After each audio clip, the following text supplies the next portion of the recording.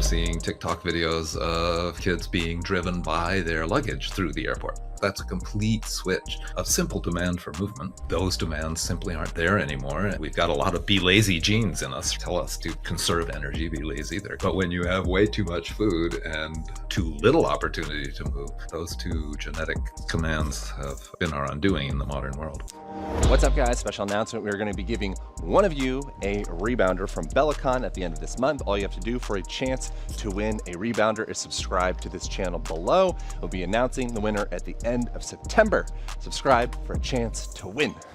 Tom Myers, thank you for making time to do this. Aaron, it's good.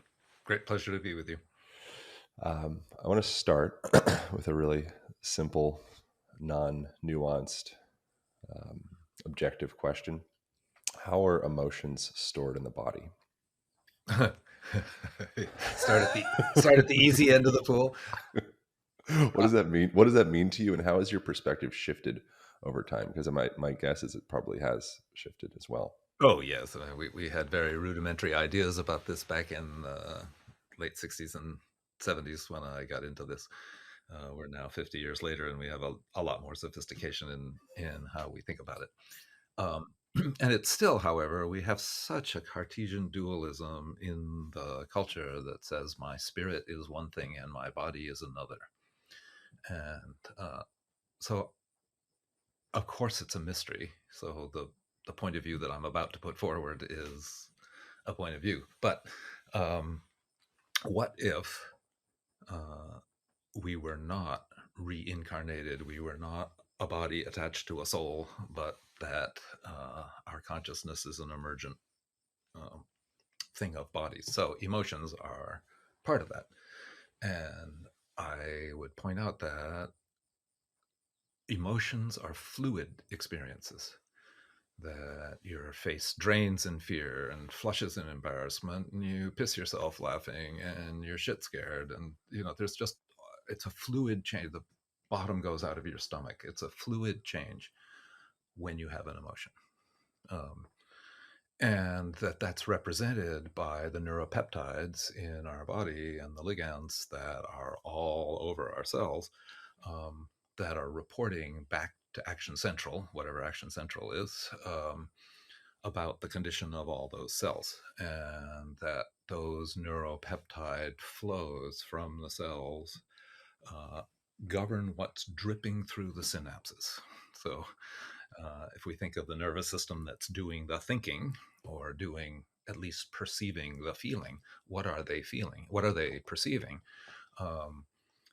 Is that every nerve, instead of connecting one nerve to the other, which you would think would be a sensible thing to do in physiology, all the nerves are separated by a little gap that neurotransmitters have to swim, essentially, or get squirted across that gap to get to the next nerve, to get the signal to the next neuron. And that's silly. Why should we do that? God could have invented a way of getting it much faster without having those neurotransmitters. Why have neurotransmitters? And that whole synaptic thing survived, multiple years and iterations of evolution, because it allows you to drip chemicals through the nervous system that change the tone. So if I had coffee this morning, it would change the tone. If I had had a fight with my partner this morning, that would change the tone. But I would submit to you that emotions are nowhere else other than the body, and their storage is chemical, and it's in this fluid medium of the dance between neurotransmitters, neuropeptides, and probably other chemicals that we'll discover.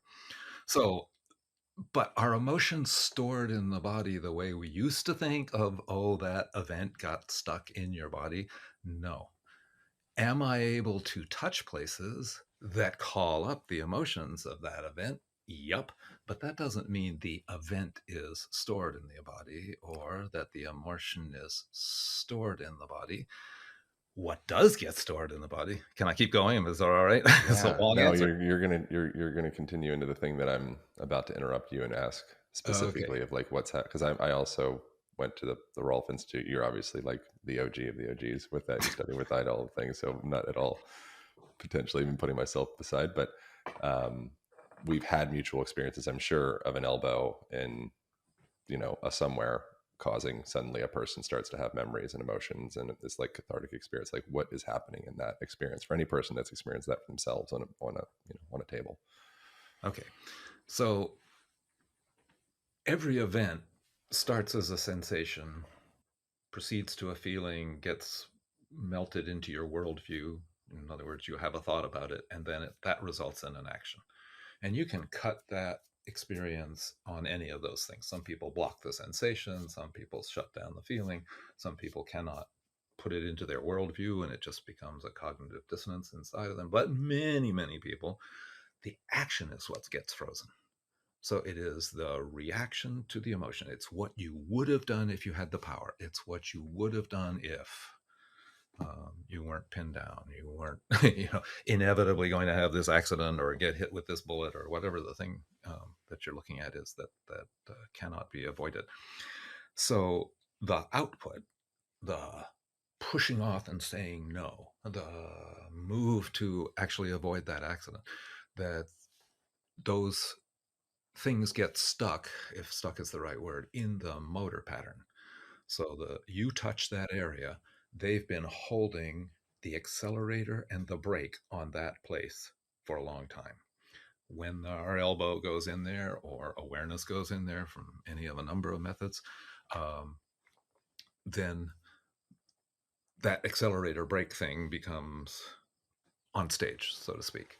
And sometimes that'll result in shaking. Sometimes that will result in a memory. And what does that mean, a memory in the body? That's another really funny one. And the other thing that I would say now, 50 years later, looking back at this, is that touch has to take them to the same level of sympathetic excitement, sympathetic arousal, that they were in when that event happened. That's an important resonance between my current experience and that experience. If I can't let go in my own body now to let myself complete that experience that's before, which means going into it in a certain way, that is what results in resolution rather than just re-traumatizing or recycling through the trauma in such a way that it doesn't resolve that. What would the evolutionary value be of holding on to an impression? Impression is like in Vipassana language, this a samskara is like you go through this process and these different impressions from the past that were too much to process at the time start to come to the surface and a person can kind of like heal, right, for lack of better words. What would the value of a person holding on to a bracing or a contractive pattern or a samskara or an impression that they were not able to process? Why wouldn't evolution and biology say this is going to cause a dis-ease or a backup or a toxic body of some sort or a toxic relationship? I'm just going to resolve that for you. I think these were mechanisms in animals for short term putting aside the trauma in order to protect yourself, your children, your species. But that we are such a symbolically led creature. We're tied to symbols, whereas animals are tied to actual sensual experiences. We can symbolize those sensual experiences so much in our human brain that we can hold those protective mechanisms for 20 to 30 years. And I don't think evolution anticipated that, because animals will let it go easily, but we're so much in a universe of our own creation that we hold. You see people in the startle pattern or the Landau reflex pattern. They just never got out of that response to whatever it was that happened to them. And most animals won't do that unto death, right? They'll do it for a little while, 20 or 30 minutes or 20 or 30 seconds, but not 20 or 30 years. We do. Yeah. How does a person hydrate their connective tissue? You're drinking water right now. A person that is chronically dehydrated in various different nooks and crannies within themselves, which I think could be tied into kind of psycho-emotional relationships as well. How does a person open up themselves enough to be able to allow fluid to actually perforate their connective tissue? And does that question even make sense? Yes, it does. And you're coming about it from the way that I would come about it too, which is let's do it on a tissue level first, and then see how that refers into the psychological, and all of that. I come into this thing of emotions being stored in the body very agnostic as a therapist, not as a lecturer. I talk about it all the time, but as a therapist, I don't promote that or say, oh, I can see that you have emotions stored inside. I don't go there. If it's going to arise, it's going to arise on its own from the body without psychological prompting, so to speak. And often clients these days have been previously psychologized or therapized in such a way that they have particular expectations of what's going to go on. But now let's answer your question. How do you hydrate the tissue? Squeeze the sponge. It's that simple. How do you hydrate your dish rag at your sink, or your sponge at your sink? You run it under clean water. So a daily yoga practice, a daily workout practice, anything that squeezes the sponge is better than something that doesn't squeeze the sponge. So, and by the way, don't do your yoga the same way all the time. Do it wrong twice a week so that you squeeze different parts of the sponge. If I can go one more point here, I'd like to divide our kinesthetic body, the body that we know, into those areas that are number one areas that I can access that at 4 a.m. when I wake up. I can get that far on my back at 4 a.m. when I wake up. But if I've done my yoga practice, I can get another 2 inches or so up my back. I would call that the number 2 area. It's available to me, but only if I practice, work, do something. And then there are in your body, in all of our bodies, number 3 areas that we never move. In other words, that sponge never gets closed because we don't know that it's there. It's gone out of our sensory gyrus, so we can't organize a movement in our movement gyrus, so we don't have a movement. So that's the cycle that goes, sensory motor amnesia cycle, that goes around and around. And then we don't know about that part in the sponge to squeeze. So a yoga teacher is helpful, a Pilates teacher is helpful, a trainer is helpful to get you into the areas that you don't squeeze. But a therapist is going right at you to, at your particular pattern to find the place that you don't move. And that's why, doing this kind of thing from the outside, as you and I both do in our work, is such a valuable thing, to see what I can't see because I'm blind to it. Yeah. What would be some of the top places, top sponge real estate within the modern human's body that are not being wrung? And what is the impact of chronic, repetitive chair sitting having on the modern human body? Yeah, we are certainly jacked into seats, and often with a screen between 25, 30 centimeters away, as we are now. And the uh, that is certainly not helping. We do nothing. Sitting is the new smoking. La la la. I don't. I'm not sure. Have you read the book Exercised by Daniel Lieberman? And he says, "Oh, come on, be real. What hunter gathering, Paleolithic, Neolithic societies would do is 4 or 5 hours a day of moderate moving around, and the rest of the time sit around and tell stories."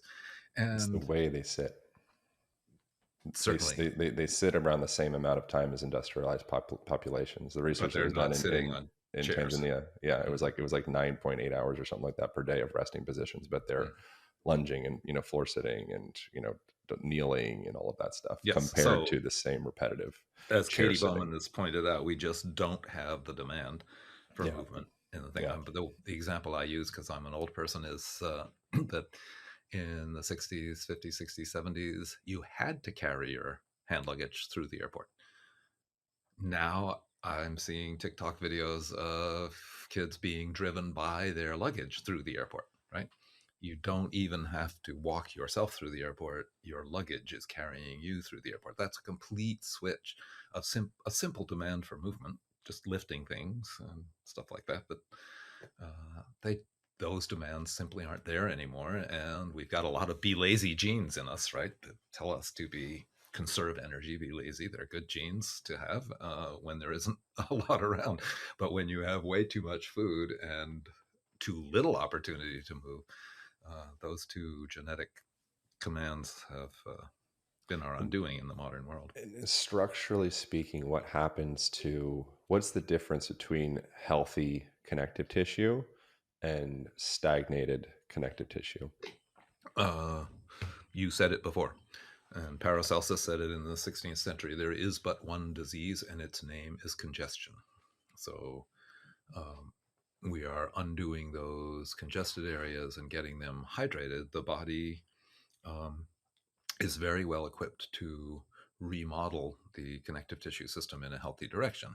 It doesn't take a day, it takes months, but a change in diet can change how that works. Change in hydration can how that works, but that's about squeezing the sponge, right? Not how much water you drink. You can drink all the water you want. It'll go directly from your stomach to your circulatory system to your kidneys and not necessarily get into those areas of the sponge that are not hydrated. It doesn't matter how much water you drink. The thing is getting the water into that part of the sponge that's dirty, sludged up, extra mucus, all that kind of stuff.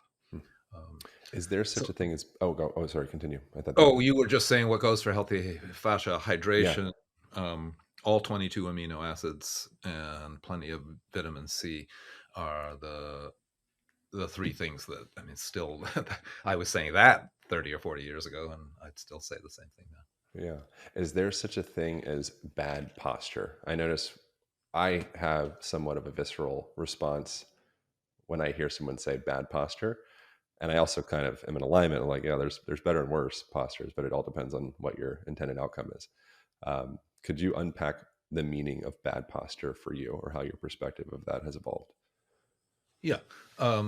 If the kinds of adhesions, holding of muscles, congested area is causing you to not be able to arrange yourself in a biomechanically advantageous way, then all the sitting that we've been talking about is going to lead to troubles in the human frame. We've done a lot of talking about how you need to put stuff into your jaws to actually develop the jaw. Well, we've got the same thing going with the rest of the body. What's required to develop breathing? What's required to develop a sort of mature, healthy body?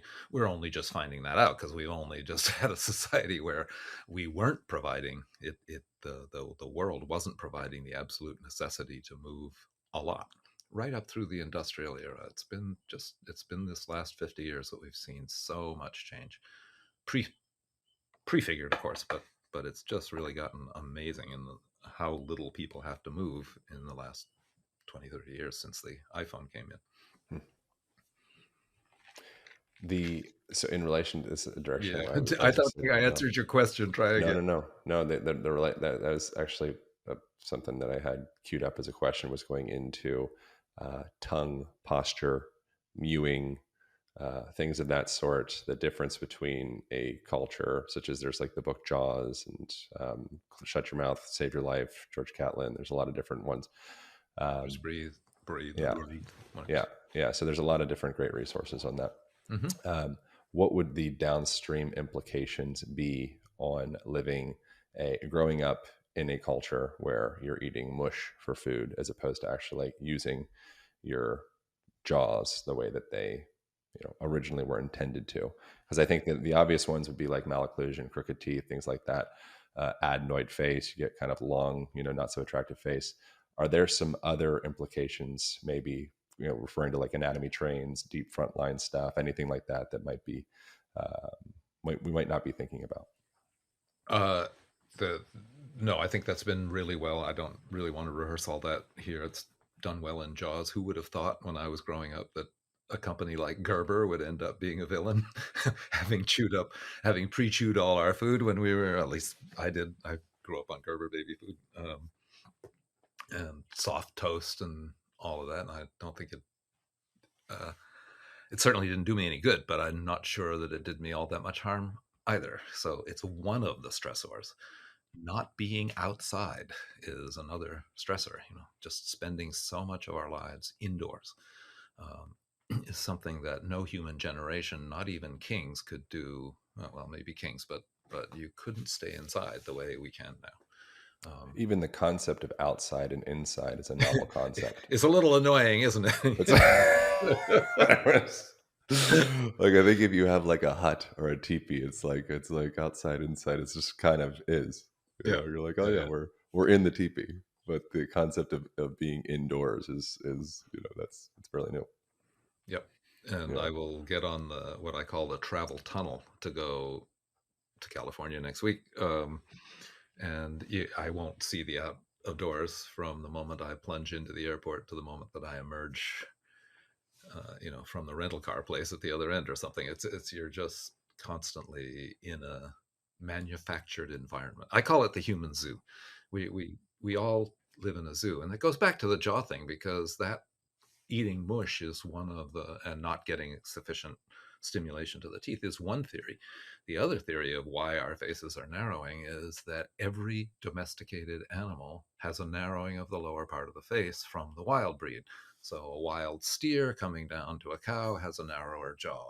Coming from a wolf down to a dog, there's a narrower jaw. Coming from a wild cat to a domestic cat has a narrower jaw. So we if you follow that argument to its conclusion, you could say we domesticated ourselves along with horses and dogs and cats, and so that we also, from the neural crest genes that produce it's where the meninges and stuff come from, that we changed the structure of our face genetically, maybe not by food, but simply by being domesticated. Of course, that always involves a change of diet. It involves a change of diet for the horse, for the cow, for the dog, or the cat too. What a- So hard to tell what's what. what about visual movement? How does our using our visual muscles affect our connective tissue and our autonomic nervous system and the relationship of proprioception, the way that we move through the world? That's a really good question that I cannot answer. I will sidestep the question by saying glasses limit your peripheral vision. If I wore glasses for many years, so you move your head and your eyes together rather than moving your eyes inside your head, and that is not healthy just for your movement. I don't know about your fascia, but it's um, with the oculomotor reflex back here to the suboccipital muscles and the suboccipital muscles control of the rest of the spine, then you want to have that spectacles will appear in museums in 50 years. So nobody will be wearing glasses anymore because they're so limiting. And so, yeah, I want to keep that out. And then I said glasses limit the frame. Well, screens limit the frame as well, right? We're training ourselves down on screen, which is macular and foveal vision, and not peripheral vision. So, again, if you spend outside time, if you spend time in the wilderness, your peripheral vision is going to get a whole lot sharper, or you're going to get eaten. And so, um, peripheral vision was perhaps the most important to the Neolithic, and perhaps the least important for us. Yeah. How would a person optimize if they had intention of training specifically for connective tissue health and fascia specifically? What would be some of the key concepts that a person would lean into to have the most healthy connective tissue in their Okay. training? With the proviso that this information that I'm about to give is being constantly subject to revision um, due to research. The indication for fascial health is um, that we've already done one, squeeze the sponge, and squeeze the sponge unusually.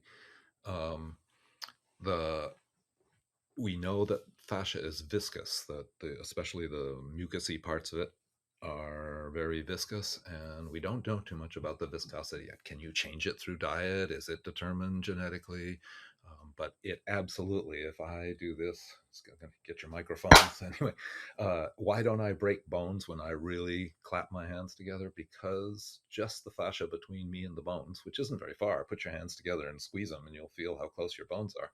But it's that fascial layer that disperses the viscosity of the fascial layer that disperses that force over the whole hand rather than focusing it where these bones are meeting. So the viscosity of the fascia is really important, but I don't know what to tell you to do about it yet because we just don't. We're only discovering how to work with this.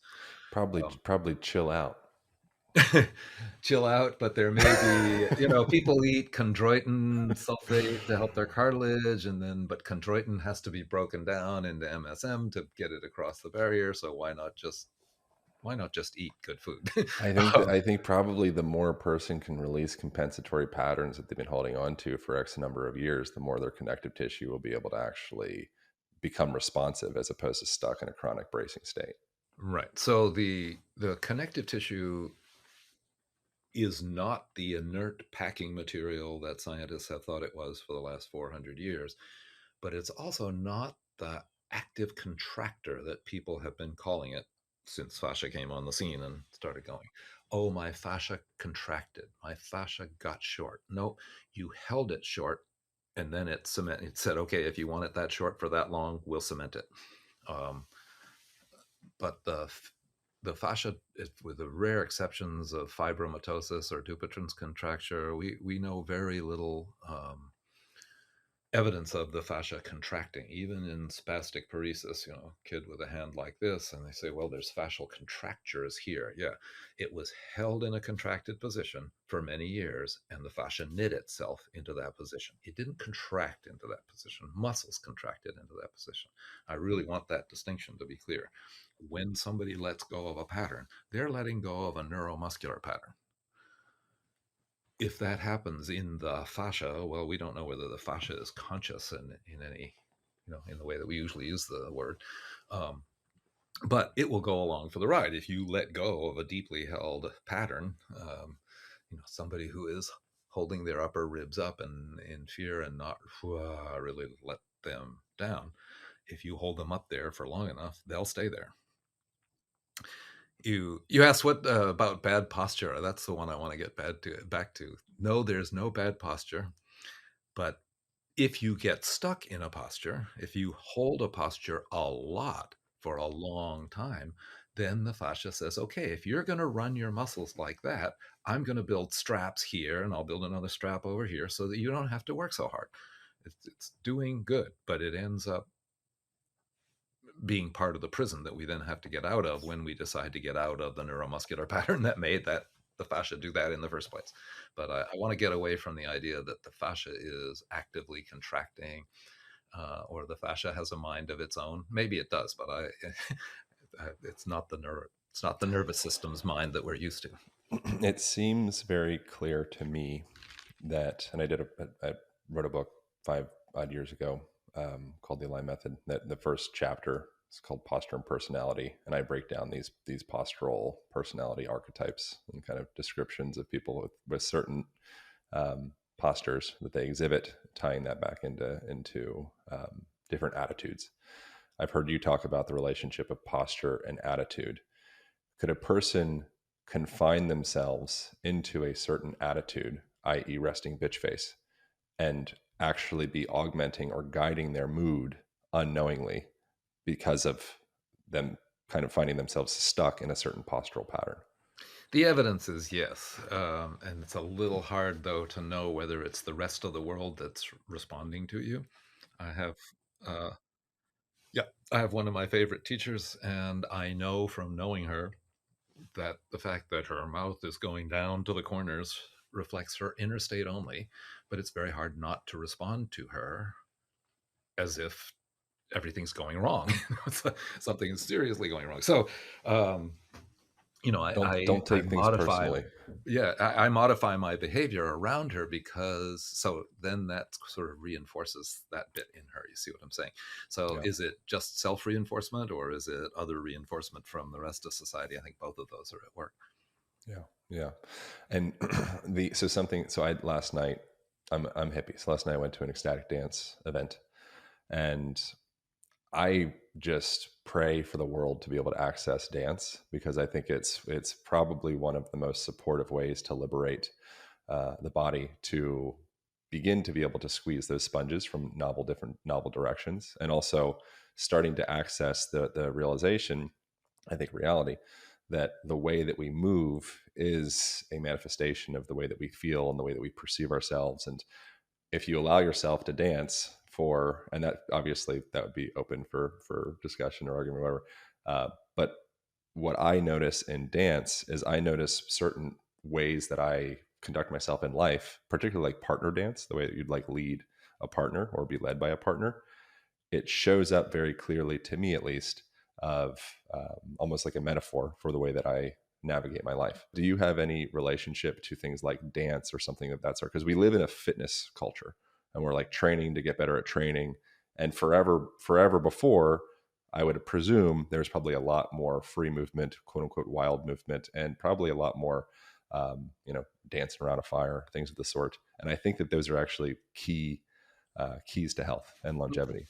Yeah, we've been dealing with fire for 600,000 years, and you can imagine that once you have a fire, I mean, it's been called the gift of Prometheus, but once you have a campfire, a lot of dancing ensued from there. I bet you before that it was pretty much survival skills, and I doubt that there was a lot of teaching going on. Forrestine Polly and Joan Lomax, who collected all the films from around the world of the first films that were taken of cultures, so they got them as fresh as they could. And these had all been in the Library of Congress, so Lomax got them out and analyzed them. And cultures that only have wooden tools, their dances reflect their emotions in their agriculture. And once you have a machete, you get two-dimensional movement in your farming, you get two-dimensional movement in your dances, because the dances were preparing you for farming. And square dances were preparing you for more industrial farm work. And guess the boogaloo was preparing you for the industrial work. But what is the dance? What is the ritual that we need for the 21st century? You got martial arts coming down from, I don't know, 500 years ago. You got yoga coming down from Patanjali in the 3rd century AD. But who knows what he did for his practice? And who knows if it's relevant today, because we're facing a situation we've never faced before. So all these things about martial arts, the way you do martial arts, the way you do yoga, the way you dance, these are all things that tell a lot about your personality. And we're missing a whole lot of expression in Yeah. only Something going to the audiovisual. something else that tells a whole lot about a person's personality in some degrees, at, you know, at least about their present autonomic state, is their breathing pattern. Um, how are we breathing in modern culture, generally speaking? And how does breath affect connective tissue? There's like, breath is the king of the mind, and different quotes from old Yeah, yogis and such. yeah. I mean, the way of the yogi is the way of the mind. And Yeah. in the human, the breath is really on the fulcrum between the conscious and unconscious. Whoever's listening to us has been breathing unconsciously for the last hour, and now I've made it conscious. So you think about your breath coming in and coming out. We're able to do that very easily. A whale can't take an unconscious breath. We breathe all night unconsciously, but a whale can't do that. Whales, seals, dolphins, any mammal that went back in the water cannot take an unconscious breath. But it's really hard to make animals that live on land take a conscious breath. Even monkeys, there's only one monkey, a red vervet, that goes underwater to hunt for oysters. We're the only other monkey that goes underwater and controls our breath. It makes it easier for us to talk. It's easier to teach a seal to talk than it is to teach a chimp to talk, because the seal controls his breath underwater all the time. So then you have to ask yourself, well, would we do better if we just had a natural breath, if we didn't interfere with it, or are we doing better interfering with it? Well, the trouble is that life is interfering with it. We don't have the necessity to run, to be scared. We used to be scared a whole lot more. Our heart would beat faster. Life is very safe today. We don't have those upsets to our autonomic nervous system. And those things, those ups and downs, kept us balanced, kept our system bright and alert. And hopefully we went down and rested. We don't get so excited, so we can't get as rested. It's a rule. You can only go as far below into the parasympathetic relaxation meditation space as you can allow yourself to go into the highly aroused state, which brings us to all those stories of gurus that we know that were in satori when they were meditating, but could give you a really good temper tantrum when they weren't. And So these were people who were capable of being way out there at both ends of the scale. Ida Rolf was one of those people. And so the ability to be calm doesn't preclude the ability to be highly effing excited about something. And so I appreciate that in my gurus, actually, that they're both able to be calm, but also able to be significantly passionate, which sometimes looks weird. What are your thoughts? I know you've done some stuff with Naudi Aguilar. I don't know what your guys' relation is present day, but he has beef with a lot of things. But yoga is one of the things that he has beef with. What is your perception? Do you think yoga asana specifically, like the movement focused aspect of yoga, one of the limbs? Do you think that's destroying the body? Any movement is better than no movement. Yoga is great. I will note that the Western expression of yoga, as it has come down to us from Iyengar on, which is where I got on the train of yoga, has had a great access to the plasticity of fascia and almost no access to the elasticity of fascia. And that those who train, particularly in Iyengar, what I think is called yin now, but anyway, long holds of specific and very well aligned asanas, that did not lead to a healthy body in the Western world. Might have led to a healthy body in the agrarian world of India, Indian Brahmins of the 1700s, but it's not working. It wasn't working that great for people today. So along came vinyasa, along came ashtanga, along came everybody and their brother doing something different with yoga, and that's great. My message to the yoga community would be bounce a little, get some elasticity in that tissue. That's the in the tensegrity of the body, that it's that bounce that creates the elasticity that creates resilience. So yoga created plastic resilience, but did not create elastic resilience, in my experience of working with tons of yoga people. But secondly, we don't know that every body needs the same thing. We now know that, I'm a Viking. If I bend my hand backwards like this, my fingers won't go very far. Most Rolfers are. But there's a whole bunch of people out there at the other end of the spectrum, down towards Ehlers-Danlos, where their body is very loose and their joints are very loose. They don't need the same 10 sessions of Rolfing that Ida taught you and me. They don't need they need yoga to be taught in a specific way to compensate for what their body is not doing genetically. And until we have that kind of specificity, I think going for the program that's going to do it all is kind of silly. Yeah. What It's do you wild, but you can't do it. What do you think the effect of having a more kind of like, I don't know if Newtonian is the right word, language, but having more of like a pulley lever system type perspective on the function of the body as though it's a machine, compared to more of like a maybe biodynamic system like the tensegrity component, where any stress anywhere is distributed throughout the whole entire system? No, that is the truth. Yes. It's an image, and it's not fully fleshed out in terms of its mathematics, but it is the truth. You are 70 trillion cells holding yourself together. The idea that there's something like this, a skeleton inside you that is hanging together, it's an illusion created by people who wanted to make anatomy understandable, and I salute them. But it's now necessary to go beyond the idea that we have 600 muscles that work from origin to insertion, and that we can isolate out their function in that way.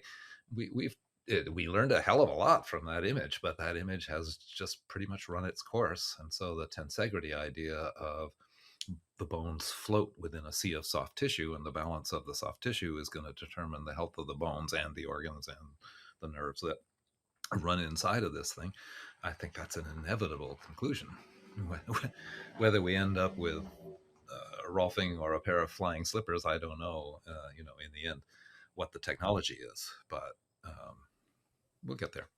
That concept of the bones floating, I think, is really important. because I don't think that that's something that probably most people that do traditional fitness would really be thinking about. Can you elaborate a little bit more on what that means? Some work that I've been doing recently is with a wonderful golf pro, and um, we've just been looking at he's been looking with a biomechanist, um, doing the math that I don't understand. I'm not a mathematician or a researcher in that way, of the forces involved in athletic golf. He's training the top golfers, so um, it's a game of strength now, and obviously a game of accuracy. It always was, but it wasn't such a game of strength before. Anyway, um, in analyzing that, the main way that the sport was analyzed, you think about a golf swing that gets up to tremendous speeds at the head of the golf club, that there was a skeletal frame and the muscles are working. When should the latissimus come in, and when should the rotator cuff begin to rotate the humerus? There was all kinds of advice given. Now that we can slow the swing down and look at it slow-mo and get all this advice as to where it's going. And what people weren't realizing was, hey, when you do that with the skeleton, you're swinging down with all your might and main on the left side, going towards the left side of your body, that the skeleton within the soft tissue goes whang against the side of you. Your lateral line, in my anatomy trains terms, all the muscles along the lateral side of your body that are arranged in a kind of basket weave, have to stop that skeleton from jumping out of your body with the forces that are created. I'm being a little exaggerating, but it would dismember joints if you didn't have the muscles outside and the fascia being contacted in such a way to keep all those bones in relationship with each other. The same thing goes when you do downward dog or anything else. You're forcing the skeleton into a different position. The soft tissue is what allows that skeleton to either go in that position or not. I wonder. Random fun fact, I spent most of last year living with the quarterback Aaron Rodgers, doing much of his rehab and training and all of that. So I was working with him before the injury, and then the injury happened. Then everything shifted into how to optimize healing connective tissue as fast as humanly possible, and we were successful, which is great. I wonder, from your perspective, what is the looming ticking time bomb in the NFL, at least, of the Achilles rupture? It seems like you never know when it's going to happen. Seems like maybe turf creates a higher likelihood of it. But a person could be out jumping rope and suddenly there's this like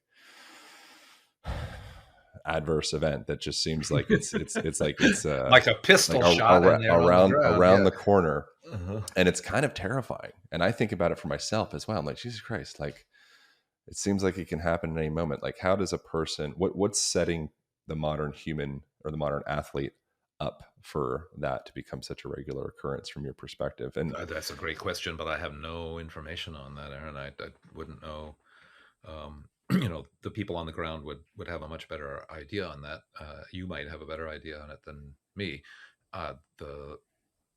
The thing that occurs to me is that you have all the fibroblasts in your body that maintain your Achilles tendon, among everything else, have enzymes in them for dissolving fascia. They are metalloproteinases and collagenases that break down the proteins in the thing. And they do that as gardeners. They're coming along and clipping off the old bits of dead rosebush off your fascial thing, right? It's kind of like hair. Bits come off and stick out, and they come along enzymatically and clip them off. So the last thing that I heard about these, and again, this is pathology that's well beyond my scope, is that if these enzymes accumulate inside the Achilles tendon, that you can suddenly get a rupture that will go all the way across the tendon, simply because the enzymes have kind of dissolved the thing. But what makes that happen? I have no idea. Well, it seems like I mean, I'd be kind of curious of the way that the tensegrity of the system, or like the tensional networks, could potentially be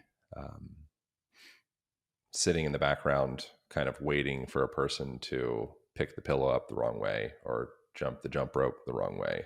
And it seems like it was an acute injury, but it was actually a manifestation of 20 years of repetitions leading to some some place of highest level of compensation or the weakest chain in the link that suddenly you reach out for the cabinet in the wrong way and suddenly you have a snap, and it's like, well, it had nothing to do with the way you reach in that moment. It was more of a buildup.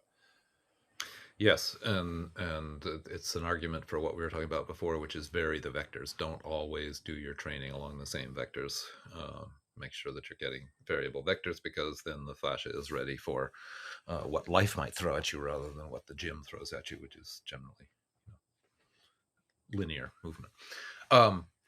But I have a little trouble with your theory there, as I see that in discs. That's, most disc problems are not from whang, driving your motorcycle into a concrete wall, but they're mostly grinding things from what Ida Rolf would call a hitch in your get along, so that the slight differences in the way the two hips are working, the way the two SI joints are working, can accumulate in the lumbar discs over time, and that's more of a cause of disc problems than, or that's the cause of chronic disc problems, degeneration, rather than an accident.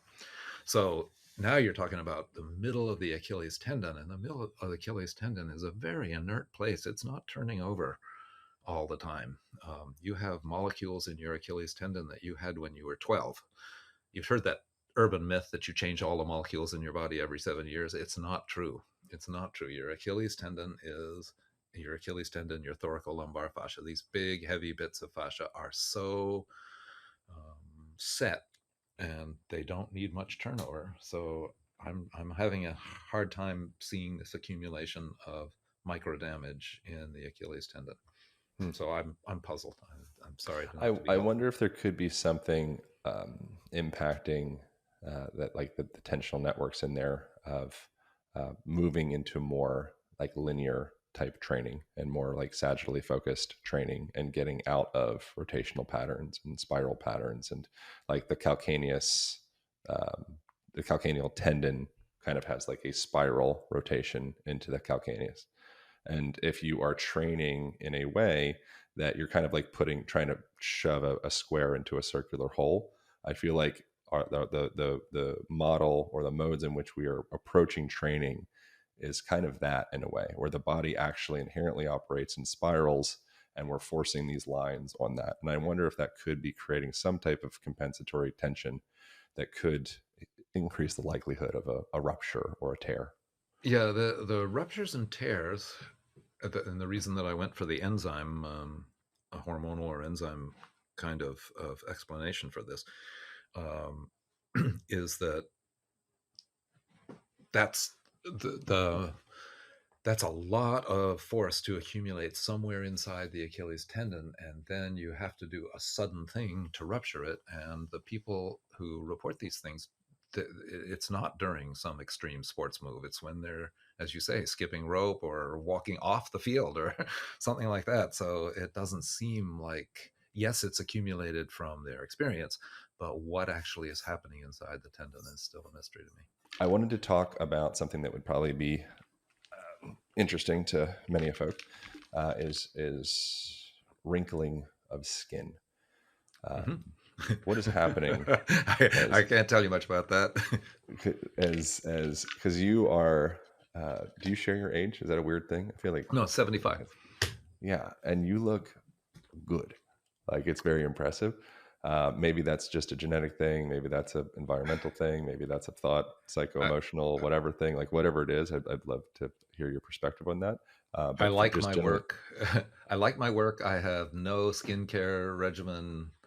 Um, I I did take my, yes, I'm outside a lot. I did take my own advice and start bouncing at 55. At 55, I had a dad bod and, basic health, but I didn't work out.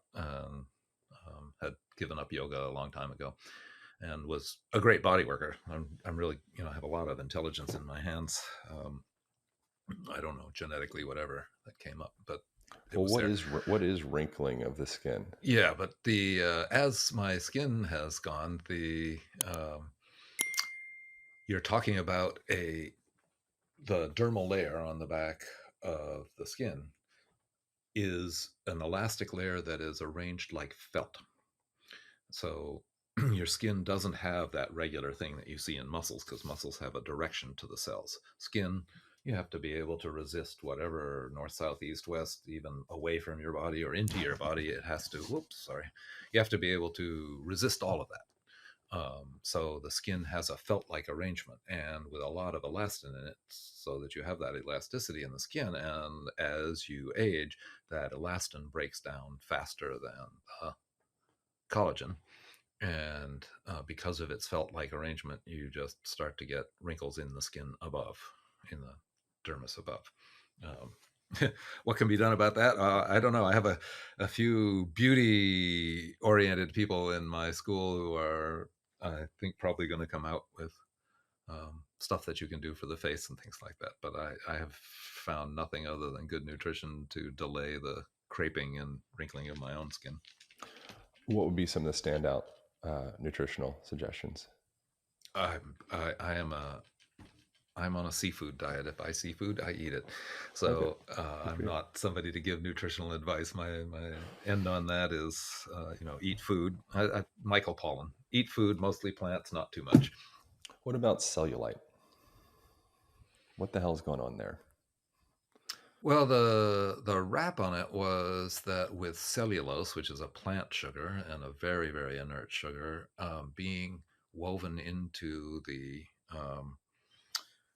cell membrane and what's called I'll think about it in a minute. The glycocalyx, meaning cup. But there's a cup of snot. There's a cup of mucus around each cell.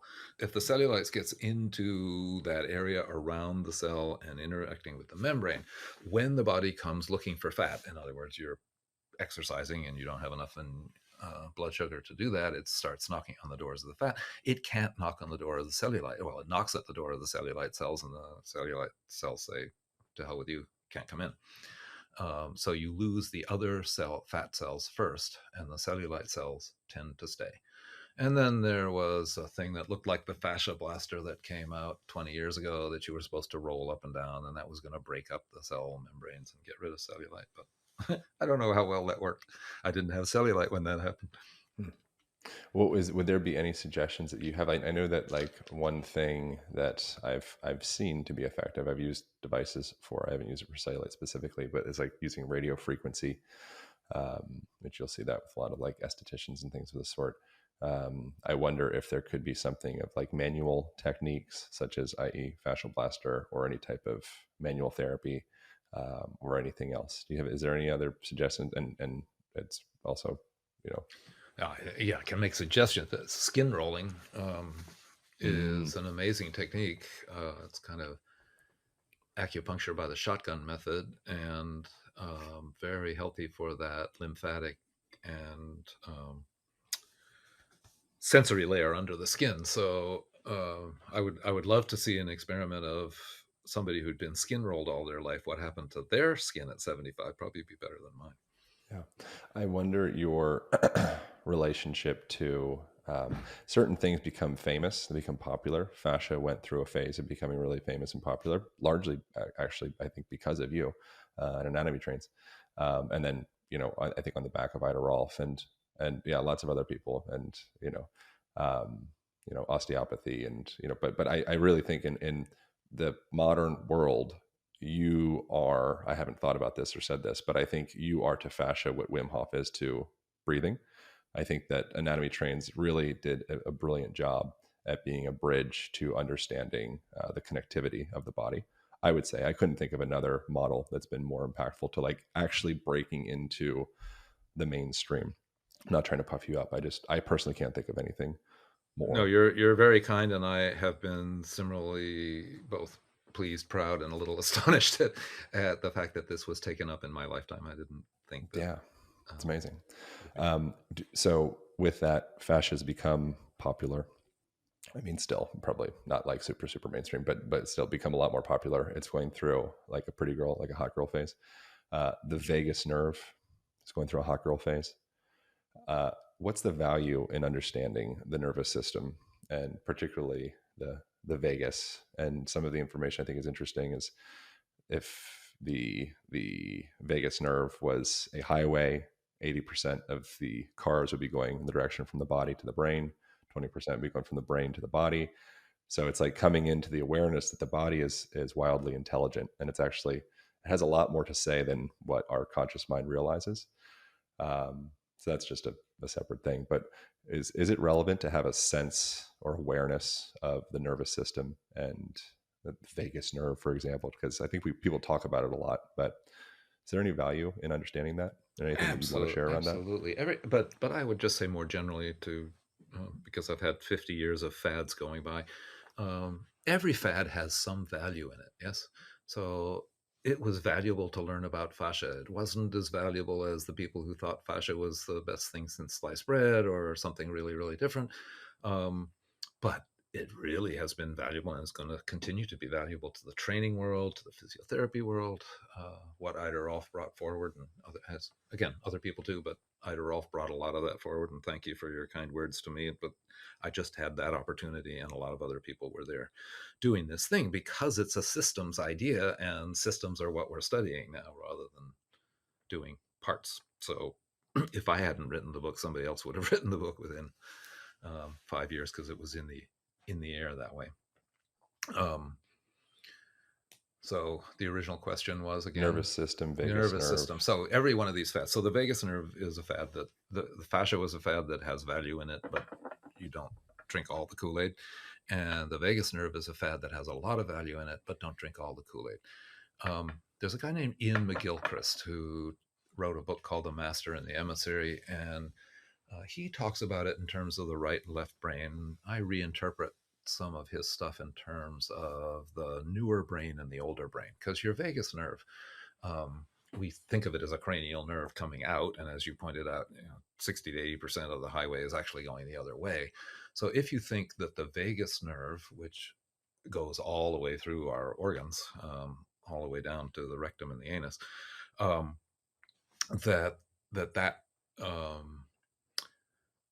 that nerve was the first one, that was your first brain.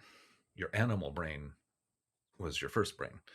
And even after we started getting, the brain that we think of as the brain in our body, it was a long time before that brain was bigger than the abdominal brain. In a brontosaurus, the brachial plexus, the solar plexus, the abdominal plexus is much bigger than the brain out at the end of the neck there, for getting the food. It was the one that digested the food that needed to be much bigger. And somewhere around a frog, you get into where there's more brain in the brain than there is in the stomach. Now, the brain in the stomach is distributed over 30 feet of muscular tube, so we don't see it as a brain as much. But that whole vagus nerve is a great big brain. And I prefer to think of it as our big brother, who's a lot older than us, because our actual brain is a relatively recent vertebrate development, that it's telling that brain, hey, slow down, brother, come on, stay with the body here. And the nervous system is always racing out ahead, and racing, as I said earlier in the podcast, to racing ahead to a very symbolic world that has very little to do with the world outside us and has much more to do with the world we've constructed inside us. So there are things that have real power over you that could kill you or make it impossible for you to have dinner. And then there are things that have social power over you. And we've gone so far away from the things that have physical power over us and so far into the things that have social power over that people are committing suicide.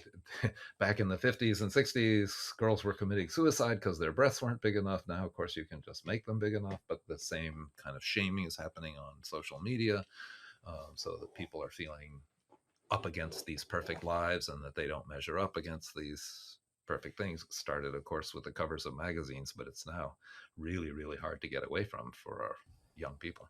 Yeah, it's interesting getting into like polyvagal theory. I actually have a episode coming up with Stephen Porges. Great. A couple months. I'm not sure. I don't have the wherewithal to disagree with his neurology. And I'm not sure I go with all of the theory, but the general progress of how people get stuck in things is very, very valid. Yeah. Peter Levine, of course, was my way into that. He was a rolfer way back when. Yeah. Awakening the Tiger? Is that Waking the Tiger, yeah. And then he's got other books since. Yeah. But one of the concepts from polyvagal theory is, I think it's neuroception. Is that the way that we perceive subtle cues from people, like tone and body language and things of the sort? And I think that that's kind of an interesting thing because, most of our communication is coming through tone and facial affect and body language and things of the like. And I think that something as subtle as the information that you're detecting from another person's facial cues, the deeper conversation, I think, is that body based conversation that's arising. And certain information that I'm gathering from you, the subtlest little, the squint of an eye or the wrinkle of anything, dilation of pupils or any of that, is sending millions or billions of bits of information to my this like body brain, and then we're interpreting that through the stories of the new brain. Is that what do you think about that? Yes, yeah, I think that's exactly what's going on. So I've been really interested in how we create the space within us, which is kinesthetic, proprioceptive, interoceptive. How do we experience the space within? And just in the last few years, through Lori Nemitz, one of our teachers who's going off on her own, but she was a dancer and was talking about the space around us. So this whole social space that we have a whole generation that grew up with the social space of malls, essentially. That was the social space. Nobody goes to church anymore. School is a joke. And the mall is where you hung out. So that was the social space. What kind of mind does that create if you're always hanging out in a place with these sort of bastions of capitalism with lots of stuff you don't need on sale and lots of square angles and echoey things? It's just not a social space like, I don't know, a town square or something like that. I will be very interested to see the spaces that we can create outside ourselves that will cultivate a better self inside ourselves. Yeah. Yeah, that's something I noticed in traveling to Europe or really anywhere. Yes, they've been But you'll using those notice, spaces for a lot longer than Florida has been using its spaces. yeah, or something even as simple as the tallest building. Like no building can be higher than the church. It Yeah. it changes the perspective and the epistemological lens that the town perceives the world through. I think compared to the tallest building would be the bank or the Google, or ultimately I think that's it. We're informed by our environment in subtle ways that we don't realize, but they're subtle, wildly impactful ways that end up manifesting in our daily life. And my main message is this environment is changing so fast because of our own activities that our body is not keeping up with it, and therefore that we have a crisis of movement, which is evident now but is going to be more evident in 20 or 30 years, that then requires a all of us in the spatial medicine fields to unite. We can't be CrossFit talking crap about yoga, and we can't be yoga talking crap about another kind of yoga, because they do. But we just have to stop talking crap about each other and get a uh, concerted bottle of theory. Yeah. William Harvey, once he discovered circulation, medicine got its grounding and it stopped being superstitious. Well, you can ask whether it stopped being superstitious, but it started grounding itself in the circulatory system and chemistry and all of that in a serious way about 400 years ago. And with Sigmund Freud, psychology got itself together and looking at how we measure time inside the brain. That was about 200 years ago. And whether you agree with Freud or disagree with Freud, there's a whole structure of psychology up there that you can either disagree with or agree with, but it's there. In spatial medicine, we don't have the same thing. In movement, we don't. Orthopedics is over here, yoga is over here, physiotherapy is over there, and they don't really talk to each other. And um, what you were talking about the dance and the ritual, what kind of ritual should we be putting our girls through as they reach menstruation? Not that I have anything to say about it, but just to say we ought to have a ritual. A friend of mine's daughter just went through that, and she went out with women into the woods and made a ritual for to welcome this girl into womanhood. And we just don't have those rituals. Marriage has lost a lot of its power as a ritual. What do you do before somebody dies? That we need a rebirth of ritual. I don't mean we're going back to the rituals of the 19th century or long ago, but we need to have rituals that have meaning for us, that give us sort of orientation to our journey towards maturity. Yeah. Thank you so much for making time to do this, and just your whole life path. I feel like you're like a national treasure, so I really appreciate You're very kind. Yeah. I'm gonna go mow the lawn now. Good, I love it. So for people, I would absolutely. I was actually just talking about anatomy trains just recently, this last week. I guess maybe possibly in part because we're gonna have this conversation, so it was on my mind. But I would highly recommend people going out and investigating the anatomy trains if they have any interest in the body at all. Oh yes, my people will kill me if I do not mention that we have a brand new app that we just I think it's watch.anatomytrains.com, or get it there through our website. But we've accumulated an incredible video catalog, like James Nestor, you were talking about, the guy who wrote Breathe, and Carla Stecco about the emotional effects, not the emotional, the hormonal effects on fascia. We just have so many and lots about the anatomy trains and dissections and things like that. So we accumulated all this stuff and put it up on the internet in a kind of Netflix style carousel thing, so that you can scroll through. So amazing. For those, will be for those who would like a resource, come see our app. Is it just called Anatomy Trains in the App Store? Yeah. Cool. Yes. Right, sweet. Is there anything else to leave folks with, or anything that seems relevant to share? Move unusually. Mm-hmm. Yeah, I'm with that. Thank you so much. I really appreciate you. I've looked up to your stuff since I went to massage school in Maui like 19 years ago or something.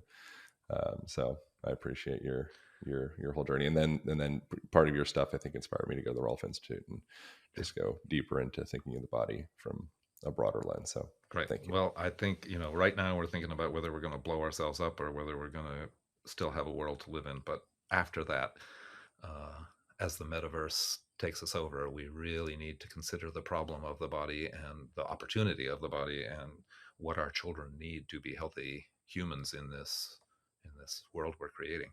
Yeah, I'd imagine if we don't feel imprisoned in ourselves, there probably wouldn't be.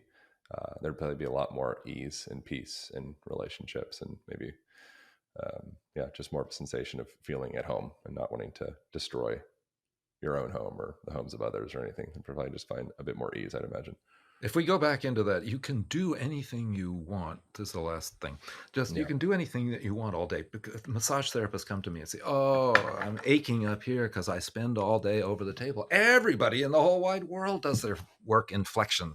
There's not, there's very few jobs that you get to go this way, or that you get to be absolutely straight for the whole day. No, everybody leans into their work. The question is, do you come back home after you finish work? It's not that they're at the massage table all day. It's when they finish with the massage table, they don't redrape themselves into a home where they feel good.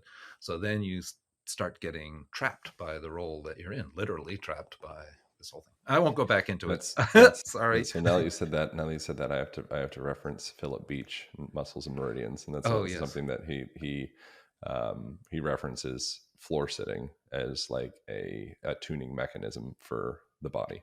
And that would be an example of something that we've naturally gone through these, whatever human developmental patterns, and just naturally our environment would tune our nervous systems in ways of maybe looking out into the horizon, observing the sunset, observing a fire, walking out into the distance, going through panoramic view with our vision, getting up and down off of the ground. That's the way that our body heals itself and circulates itself and communicates with itself. When you start to withdraw those key factors that they're just foundational to being a human organism for millennia, when you start to withdraw those, that's when the systems start to back up and you start to feel like diseased, I think. Yes.